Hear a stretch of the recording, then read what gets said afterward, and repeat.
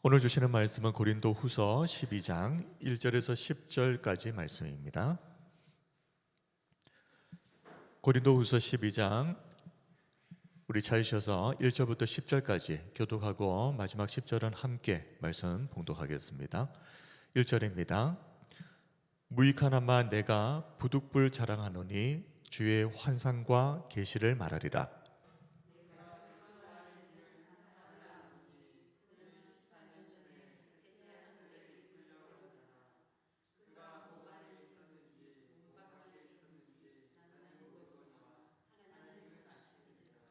내가 이런 사람을 아노니 그가 몸 안에 있었는지 몸 밖에 있었는지 나는 모르거니와 하나님은 아시느니라.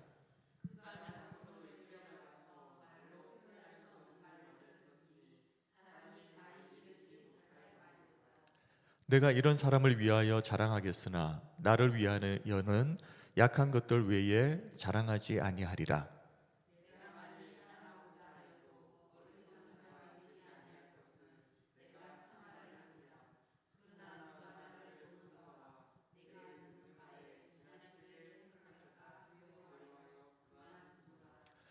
여러 계시를 받은 것이 지극히 크므로 너무 자만하지 않게 하시려고 내 육체에 가시 곧 사탄의 사자를 주셨으니 이는 나를 쳐서 너무 자만하지 않게 하려 하심이라.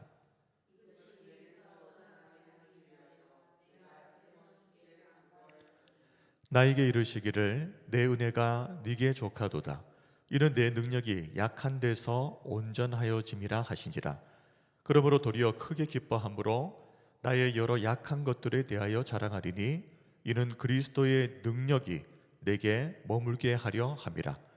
그러므로 내가 그리스도를 위하여 약한 것들과 능력과 궁핍과 박해와 곤고를 기뻐하노니 이는 내가 약한 그때에 강함이라. 아멘. 고린도후서 강의 15번째 시간입니다. 우리 지난 시간에는 사도 바울이 고린도 교회 안에 들어와서 성도들을 미혹했던 그 거짓 선지자들에 대해서 자신이 사도 바울이 그리스도의 참된 일꾼이다라는 것을 증명하기 위해 부득이하게 자기 자랑을 할 수밖에 없었다 하는 것을 우리가 살펴보았습니다. 그럼에도 불구하고 바울이 정말 자랑하고자 했던 것은 무엇이었습니까? 내가 이러하니까 내가 이렇게 대단한 사람이다, 이것이 아니라 사실 내가 자랑하고 싶은 것은 따로 있다. 나의 강함이 아니라 나의 약함이라. 바울이 그렇게 약함을 자랑할 수 있었던 것은 이 약함을 통해서 비로소 그리스도의 능력이 내 안에 머물게 된다는 놀라운 진리를 깨달았기 때문입니다. 자, 그러면 오늘은 이어서 또 바울이 정말 자랑하고 싶었던 것이 또 한 가지가 더 있었습니다. 하나님께서 바울에게 아주 특별한 일을 경험하게 하시는데 이 부분에 대해서 우리가 좀 살펴보려고 합니다. 1절 보시면 무익하나마 내가 부득불 자랑하노니, 바울은 이 자랑을 한다는 것 자체가 참 무익하다는 것을 알았지만 이것만큼은 자랑하지 않을 수가 없다. 그러면서 주의 환상과 계시를 말하리라 이렇게 말했습니다. 그만큼 하나님께서 바울에게 보여주신 주의 환상과 계시가 너무나도 놀라운 것이었다라는 것입니다. 그렇다면 바울은 어떤 주의 환상과 계시를 보았을까? 자, 이 내용을 본격적으로 살펴보기 전에 먼저 좀 특이한 점 하나가 있습니다. 바울의 표현인데요. 자, 바울이 지금 자신이 본 환상과 계시에 대해서 말을 하고 있는 겁니다. 그런데 표현은 어떻게 합니까? 내가 본 게 아니라 다른 어떤 사람이 그 환상과 계시를 보았는데 내가 제3자의 입장에서 그 사람이 본 것을 대신 말하고 있는 것처럼 이렇게 표현을 하고 있는 겁니다. 그 내용이 2절입니다. 내가 그리스도 안에 있는 한 사람을 아노니, 이 한 사람이 다른 사람이 아니라 바울입니다. 바울. 내가 그리스도 안에 있는 한 사람을 아노니 그는 14년 전에 셋째 하늘에 이끌려 간 자라. 그가 몸 안에 있었는지 몸 밖에 있었는지 나는 모르거니와 하나님은 아시느니라. 자, 바울은 자기 자신에 대해서 그리스도 안에 있는 어떤 한 사람, 이렇게 마치 다른 사람인 것처럼 이렇게 표현을 합니다. 바울이 이렇게 독특한 방식으로 표현을 한 이유는 겸손을 위해서입니다.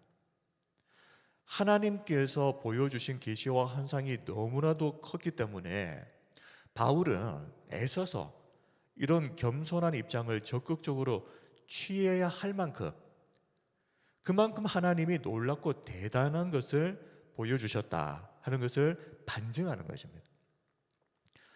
자, 그렇다면 바울이 이 환상과 계시를 언제 보았는가, 그 시기를 좀 우리가 보아야 되는데요. 말씀을 보니까 14년 전이라고 나옵니다. 이 14년 전은 바울의 사역 초기에 해당합니다. 다시 말하면 바울이 이방인의 사도로서 이제 막 그 직무를 시작을 했는데 하나님께서 이 바울에게 그 사역을 잘 감당할 수 있도록, 왜냐하면 바울이 앞으로 감당해야 할 사역은 다른 어떤 사도들이 감당했던 사역보다 훨씬 어렵고 힘든 사역이었기 때문입니다. 그렇기 때문에 바울이 이 사역을 끝까지 잘 감당할 수 있도록 이 환상과 계시를 특별히 보여주신 것입니다. 자, 여기서 환상이라고 하는 것은 헬라어로 옵타시아라고 하는데요, 보는 것입니다. 눈으로 초자연적인 현상을. 자, 그것을 우리가 옵타시아, 환상. 자, 그러면 계시는 무엇이냐? 헬라어로 아포칼립시스라고 하는 것은 눈으로 보는 것을 말하는 것이 아닙니다. 하나님의 감추어진 계획이나 뜻이 드러나는 것, 이것이 계시가 드러났다, 감추어진 것이 드러났다라고 말하는데요, 시각적인 경험을 말하는 것이 아니라 감추어졌던 그 진리를 깨닫게 되는 것, 이것을 우리가 아포칼립시스, 헬라어로 계시라고 하는 것입니다. 그러니 굳이 구별을 하자면 환상이라고 하는 것은 어찌되었든 간에 눈으로 본 것이고, 계시라고 하는 것은 우리가 영적으로 깊이 깨닫게 된 것.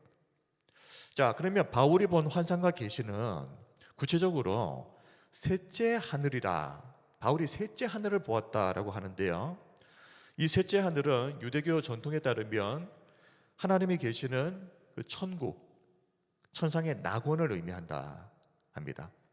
자, 그러면 우리가 셋째 하늘이라고 하는 이 표현을 보면 우리가 한 가지 알 수 있죠. 첫째 하늘도 있고 둘째 하늘도 있다는 말이구나. 성경에는 정확하게 첫째 하늘은 무엇이고 둘째 하늘은 무엇이다, 뭐 이렇게 구분해서 설명하고 있지는 않습니다.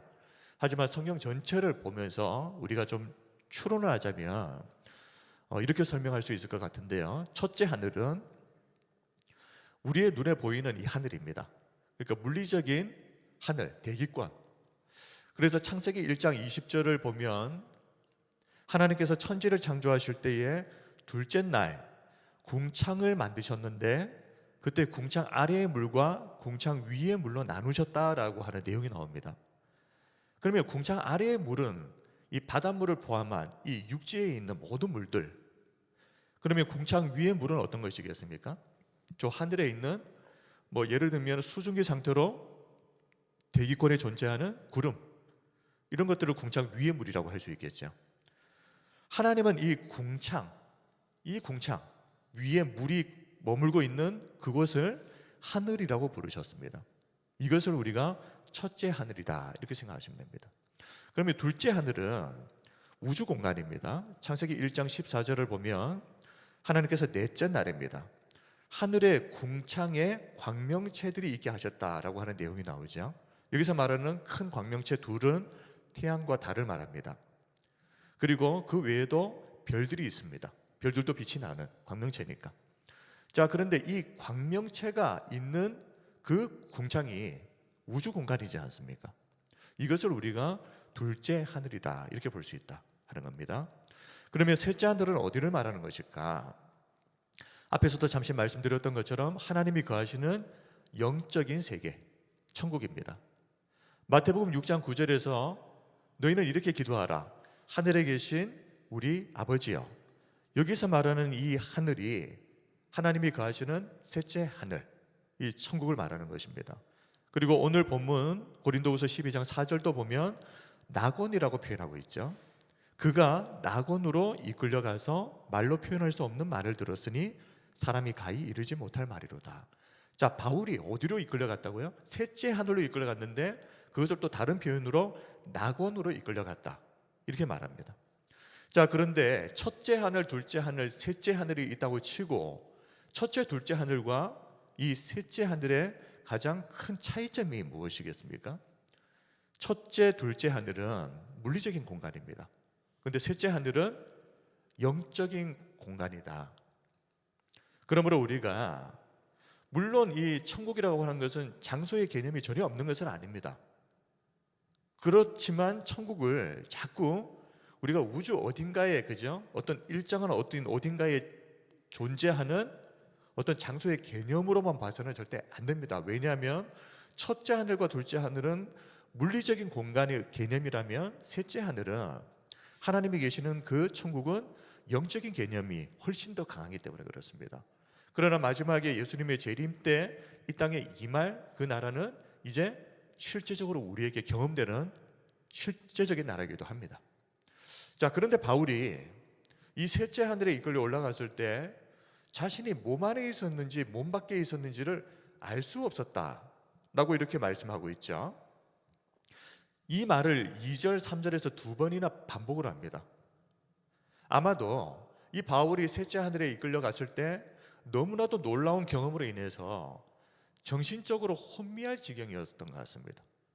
그러니 어떻게 보면 우리 말로 치면 정신을 못 차릴 정도로 너무나도 놀라운 광경들을 보면서 지금 내가 몸 안에서 이 광경을 보고 있는 것인지 아니면 내 영혼이 몸에서 빠져나와서 이 일을 보고 있는 것인지 분간이 안 되는 그 정도로 놀라운 광경을 바울이 보았다는 말이죠.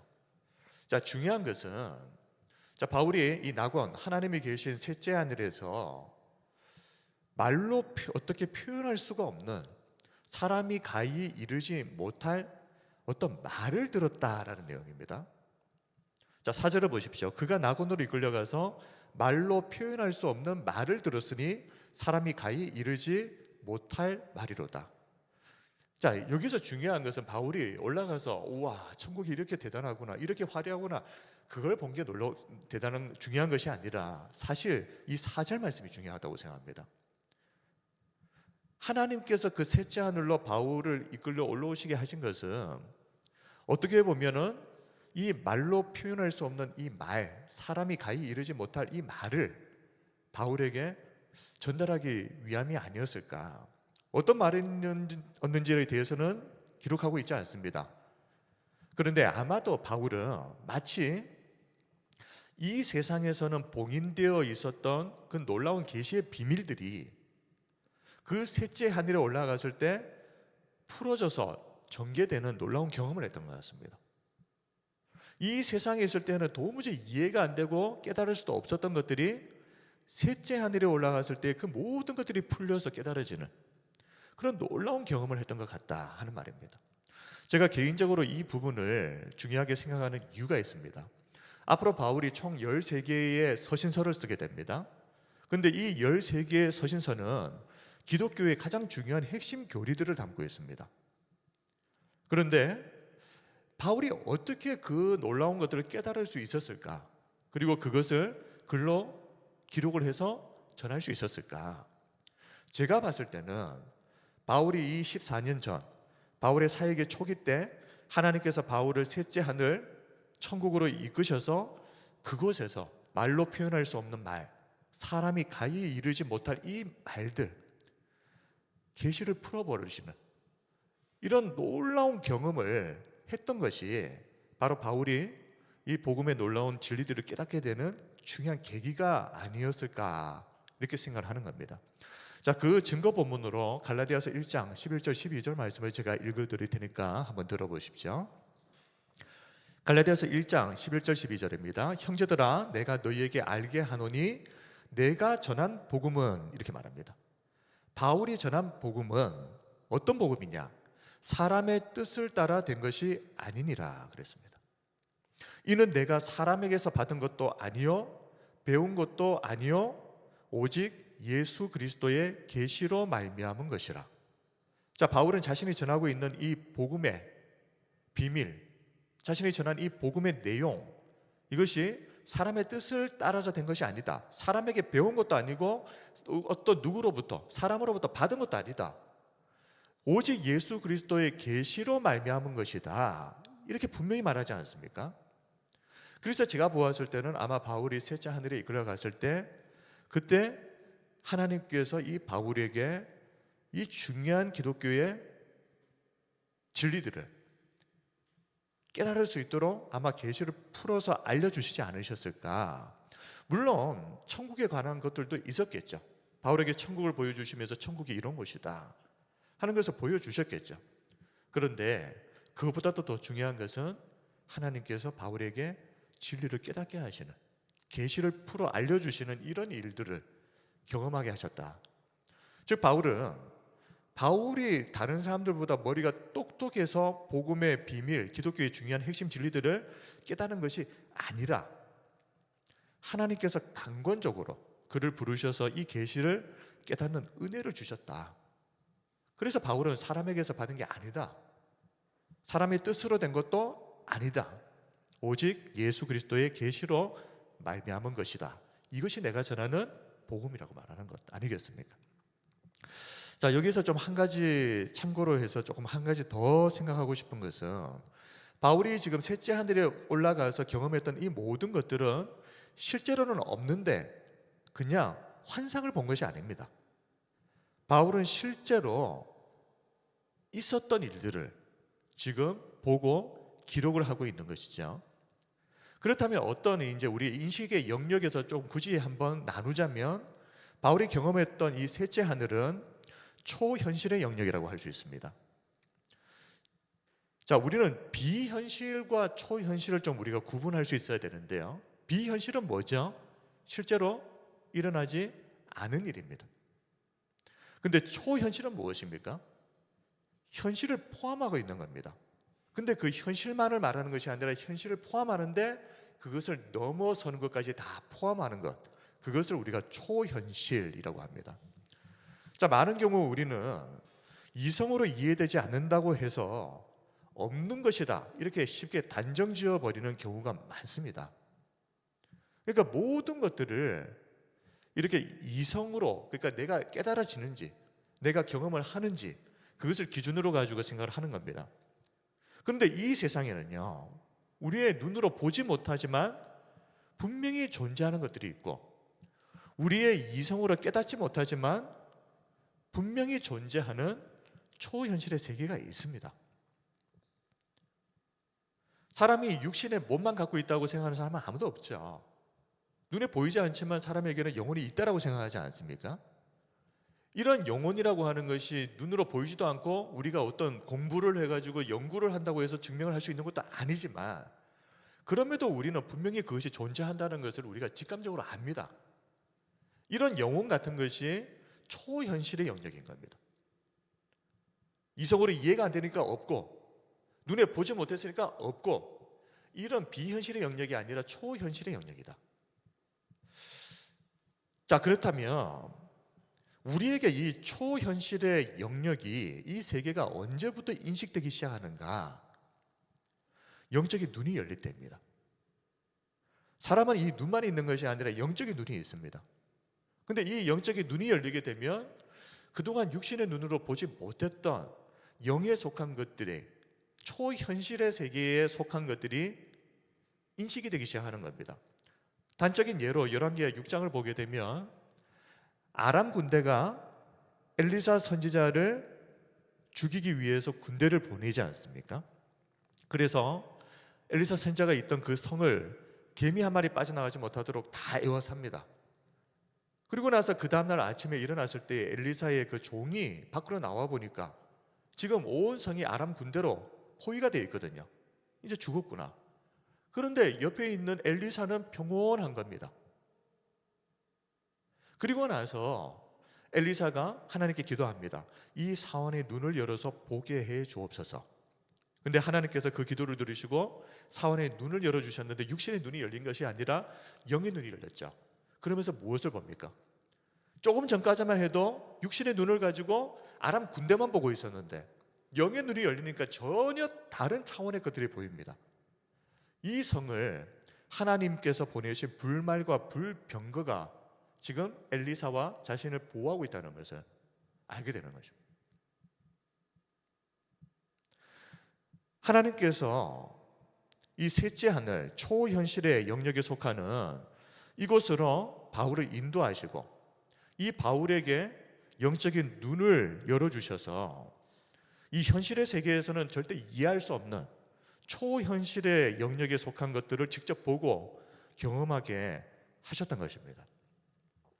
자, 이어서 바울은 5절에서 내가 이런 사람을 위하여 자랑하겠으나 나를 위하여는 약한 것들 외에 자랑하지 아니하리라 하는 말씀이 있는데요.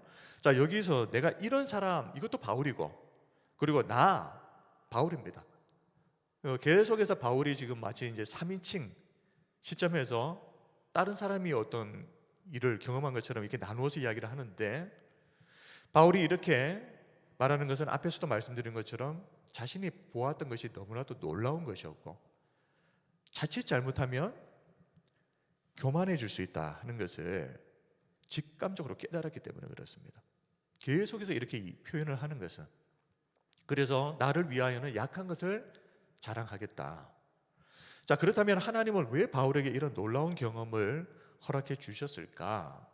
앞의 내용과 조금 중복이 되기는 합니다만은, 자, 바울이 이 환상과 계시를 경험했던 때가 14년 전 바울의 사역 초기라고 말씀을 드렸고, 자, 이제 막 사역을 시작한 바울이 앞으로 이방인의 사도로서 직무를 감당하기 위해서는 정말 수많은 어려움과 난관들을 이겨내야 됩니다. 그런데 그러기 위해서는 바울에게 힘이 필요하죠. 근데 그 힘이 무엇입니까? 내가 지금 목숨을 걸고 있는 이 일이 허상이고 가짜가 아니라는 확신입니다. 하나님은 현실을 뛰어넘는 이 초현실의 세계를 바울에게 직접 경험하게 하셔서 이것을 사람의 말로는 어떻게 설명할 도리가 없지만, 그럼에도 불구하고 분명히 존재하는 하나님의 나라. 그래서 바울이 지금 이 하나님의 나라를 위해서 자신의 생명까지 걸고 온 인생을 걸고 있는데, 자신은 결코 헛된 것을 위해서 지금 인생을 낭비하고 있는 게 아니다 하는 것을 분명하게 경험하게 하시는 겁니다.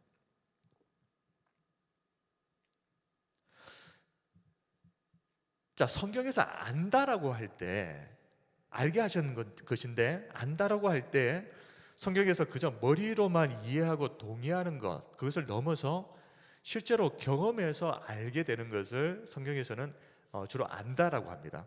자, 그런데 이 헬라어로 기노스코라고 하는 말은 배우고 경험적으로 깨닫는 것인데, 요한복음 17장 3절을 보면 영생은 무엇이냐?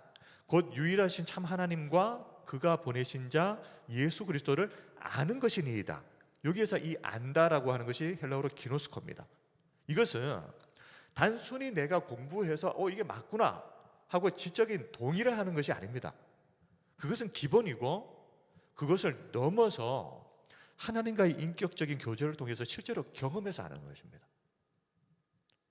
그런데 헬라어로 안다, 오이다라는 말도 있습니다. 이 오이다라는 말은요, 기노스코와 비교해서 보면 단순한 정보로서의 지식입니다. 그것을 안다는 것입니다.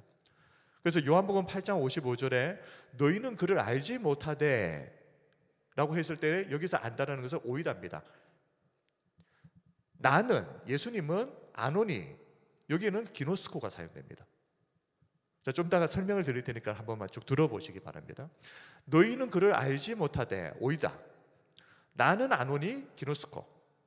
만일 내가 알지 못한다 하면 나도 너희같이 거짓말쟁이가 되리라. 나는 그를 알고 또 그의 말씀을 지키노라. 자, 이 말씀은 너희는 그를 알지 못한다. 이 알지 못한다는 것이 단순한 정보로서의 지식도 모른다 이 말입니다. 근데 나는 아노니, 예수님은 아신다, 기노스코. 예수님은 단순한 정보 그 정도가 아니라 실제로 경험해서 다 알고 계신다 이 말입니다. 근데 우리는 오이다, 단순한 정보로서의 지식도 제대로 다 모른다 이 말입니다. 근데 예수님은 그 정도 정보가 아니라 기노스코, 하나님과의 인격적인 교제를 통해서 실제를 경험하고 진짜 아시는 겁니다. 그냥. 자, 그리고 히브리어 야다, 구약 성경은 이제 히브리어로 기록되어 있으니까요. 야다라고 하는 말은 기노스코와 가깝습니다. 그러니까 단순하게 어떤 정보 지식을 안다는 말이 아니라 실제로 경험해서 아는 것인데요. 자, 그것을 잘 보여주는 본문이 있는데 창세기 4장 1절을 보면 아담이 그의 아내 하와와 동침함에 그랬습니다. 여기 동침한다 할 때 히브리어로 야다라고 되어 있습니다. 이 히브리어로 야다, 이 안다라는 말은 여기는 동침하다를 히브리어로는 야다라고 했는데 실제로는 안다라는 의미라고 그랬죠. 자, 남자와 여자가 만나서 이제 서로 대화를 통해서 아는 그 정도를 넘어서 내가 당신에 대해서 알고 당신이 나에 대해서 안다 할 때 속속들이 모든 것을 다 안다라고 할 때는 이제 어떤 성적인 관계도 포함이 되는 거예요. 그래서 상대방에 대해서 친밀한 관계 안에서 정말 제대로 다 아는 것, 이것을 야다라고 합니다. 그리고 출애굽기 33장 13절에서 내가 참으로 주의 목전에 은총을 입어 싸우면 원하건대 주의 길을 내게 보이사 내게 주를 알리시고, 여기도 야다, 단순한 정보로서 그냥 지적인 동의로서 하나님을 아는 것이 아니라 실제로 실존하시는 하나님을 인격적으로 제대로 만나는 것, 그것을 기도한 것입니다. 하나님, 내가 하나님이 존재하신다는 것을 공부해서 깨달아 가지고 그냥 지적인 동의를 할 수 있도록 도와주십시오. 이게 아니라 실제로 살아 역사하시는 하나님을 만나게 해주십시오. 야다. 그리고 아모스 3장 2절에도 내가 땅의 모든 족속 가운데 너희만을 알았나니 그랬는데 여기서도 야다라는 말이 사용됩니다. 똑같은 의미입니다. 자, 우리는 하나님을 알 때 오이다, 그저 단순한 어떤 정보로서 지적인 동의로서 하나님을 아는 것이 아니라 기노스코가 되어야 됩니다. 기본적인 정보는 기본이고 우리가 성경을 읽고 묵상하고 그리고 기도하면서 하나님에 대해서 성경에서 알려주고 있는 여러 가지 지식들을 아는 것은 기본이고, 근데 거기에서 끝나는 것이 아니라 그것을 넘어서 기노스코, 하나님을 인격적으로 진짜 만나는 것입니다. 그래서 이 실제 경험을 통해서 하나님을 우리가 제대로 알아야 되는데, 그래서 꼭 스스로에게 질문을 해보셔야 한다.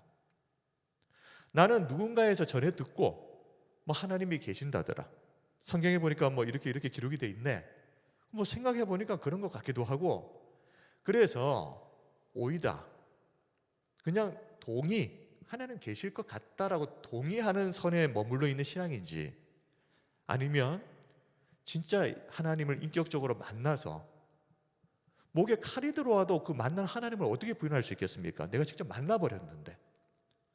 그래서 알고 있는 기노스코의 신앙인지, 이거 한번 꼭 질문해 봐야 된다는 말입니다. 지적인 동의에서 시작된 믿음이라고 하는 것은 종교생활로 끝나버릴 수가 있습니다. 그러나 실제로 하나님을 한 번이라도 만난다면 그 한 번의 경험은 우리의 평생 신앙에서 떠나지 않게 만드는 강력한 지식이 됩니다. 자, 그런데 이런 놀라운 경험을 하게 되면 이 바울은 직감적으로 알았죠. 다른 사람들이 경험하지 못했던 이 일들을 내가 경험했기 때문에 나는 누구보다도 영적으로 교만해질 위험이 많은 사람이다. 이것을 알았기 때문에 항상 조심했습니다. 오늘 우리가 읽었던 이 본문 말씀을 통해서도 바울이 얼마나 지금 조심하고 있는지를 느낄 수 있지 않습니까? 하나님께서 놀라운 은사를 부어주셨던 사람들이 나중에 그것 때문에 교만해져서 이단의 교주가 되는 일들이 심심찮게 일어납니다. 성능이 좋은 차일수록 브레이크가 좋아야죠. 아무리 밟아봐야 10km, 20km밖에 안 나오는 차는 그냥 악셀에서 발만 떼면 지가 알아서 섭니다. 힘이 없어서. 그런데 200, 300km가 쉽게 나오는 차 막 밟고 달렸는데 브레이크를 밟았는데 안 된다고 한번 생각해 보십시오. 끔찍한 일이 일어나는 겁니다. 우리가 하나님으로부터 많은 것들을 받고 영적인 것들을 많이 깨닫고 많은 은사들을 우리가 경험했다면, 그러면 그럴수록 브레이크가 좋아야 되는데 그게 무엇입니까? 겸손이라는 브레이크입니다. 근데 처음에는 브레이크가 잘 듣던 차량도 중간중간에 수시로 점검을 하지 않으면 괜찮겠지 그러고 그냥 점검하지 않고 넘어가고 해버리면, 그러면 처음에는 급제동을 해도 아무 문제가 당장 생기진 않죠. 그런데 괜찮은가 보다 그러면서 그냥 속도를 200 내면서 갑자기 방심을 하고 급제동을 반복하다가는 결국 브레이크가 파열되어 버립니다. 언젠가는. 그래서 우리가 페이딩 현상이라고 합니다. 이제 브레이크가 헛돌아 버리는 겁니다. 작동을 안 하는 겁니다. 그런 일들이 있기 전에 항상 평소에 나의 영적 브레이크가 제대로 잘 작동하고 있는지를 살펴봐야 되는데, 그게 뭐라는 겁니까? 겸손한가 교만한가, 그걸 가지고 딱 볼 수 있다는 겁니다. 사람이 뭔가 이렇게 일이 잘 풀리고 하다 보면 자신도 모르게 우쭐하고 교만해질 수 있는 겁니다. 그러면 그때 어떻게 해야 된다고요? 브레이크를 한번 밟아줘야 된다. 근데 브레이크 안 밟고 그냥 막 달리다가는 뒤에 가서는 감당할 수 없던 지경이 되면 브레이크를 밟았다가 브레이크 다 터져버립니다. 그러면 이제 큰일이 나는 겁니다. 이제는 돌이켜 세울 수가 없는 상황이 됩니다. 그러므로 겸손의 브레이크를 항상 잘 점검하시고, 하나님께서 나에게 주신 은혜가 크면 클수록 더 겸손하시기 바랍니다. 어떤 경우에도 절대 방심하지 마십시오. 그리고 바울을 보면 하나님께서 바울에게 주신 계시가 너무나도 컸기 때문에 그것으로 인해서 너무 교만해지거나 자만하지 않도록 하나님께서 바울에게 브레이크 하나를 딱 걸어주시죠. 그것이 육체의 가시, 사탄의 사자라고 불릴 만큼 바울을 고통스럽게 했던 이 육신의 질병이었습니다. 7절입니다. 여러 계시를 받은 것이 지극히 크므로 너무 자만하지 않게 하시려고 내 육체에 가시 곧 사탄의 사자를 주셨으니 이는 나를 쳐서 너무 자만하지 않게 하려 하심이라. 바울을 고통스럽게 했던 이 질병, 안질이라고도 하고 간질이라고도 우리가 하는데 무엇인지는 모릅니다. 아무튼 무엇이 되었든 바울이 선교 사역을 감당하는데 정말 치명적인 걸림돌입니다. 여러 번 말씀드리지만 안질이다. 바울이 지속적으로 서신서를 써서 교회들에 보내고 이 사역을 해야 되는데 매번 어떻게 합니까? 로마서도 더디오라고 하는 제자에게 대피를 부탁했습니다. 그러니 얼마나 불편한 일입니까?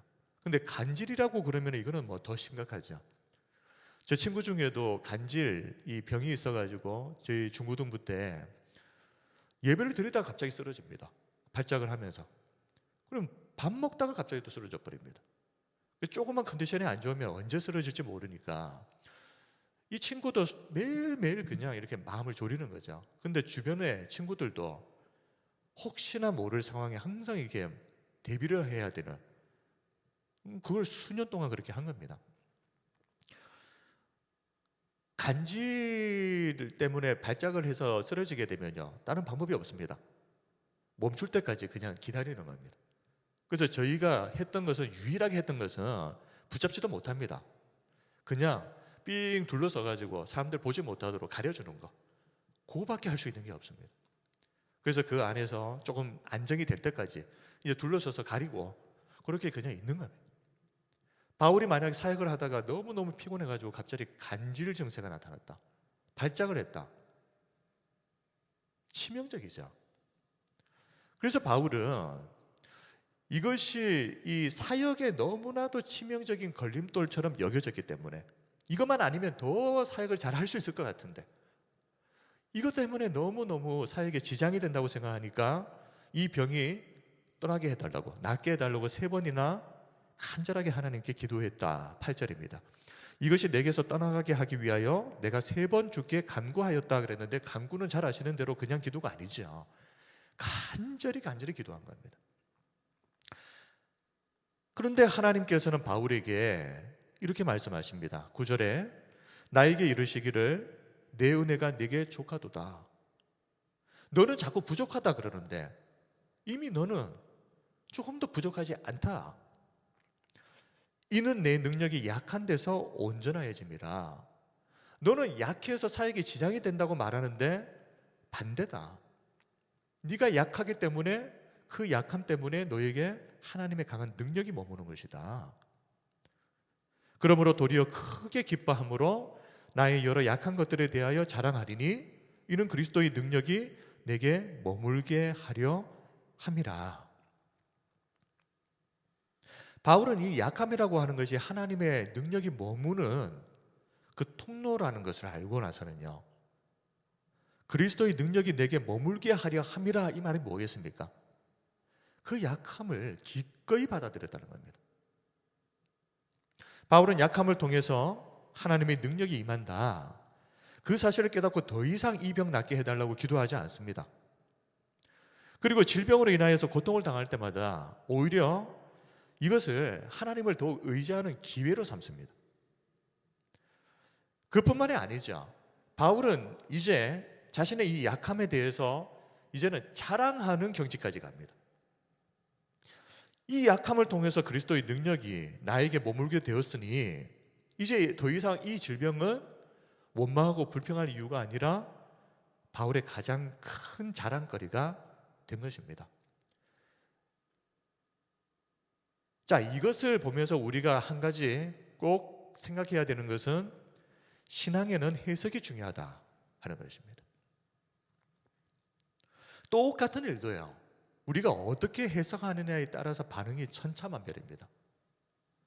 바울처럼 육신의 질병조차도 하나님께서 바울을 위해서 주신 놀라운 은혜이고 선물이다라는 것을 정확하게 깨닫게 되면 똑같은 병도 감사의 제목이 되고 하나님의 능력이 머무는 기회가 되지만, 이 해석이 없으면 병은 그저 불평하고 원망하고 하나님을 원망할 이유밖에 안 되는 겁니다.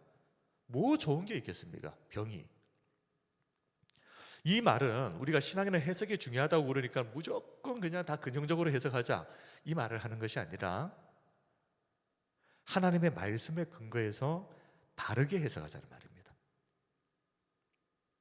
내가 원치 않으니까는 나쁜 것, 이렇게 단정 짓지 말고, 내가 여러 차례 계속해서 하나님께 기도했음에도 불구하고 하나님이 이것을 거두어 주시지 않는 것에는 뭔가 이유가 있을 텐데, 하나님의 말씀에 근거해서 이것이 무슨 의미인지를 바르게 잘 해석하자. 그리고 바울은 이 질병을 놓고 왜 이런 일이 나한테 생겼을까 혼자서 고민하고 걱정한 것이 아니죠. 3번이나 간절하게 기도했습니다. 이게 중요한 겁니다. 혼자서 고민한다고 그래가지고 뭐 그렇게 뚜렷한 답이 나오겠습니까?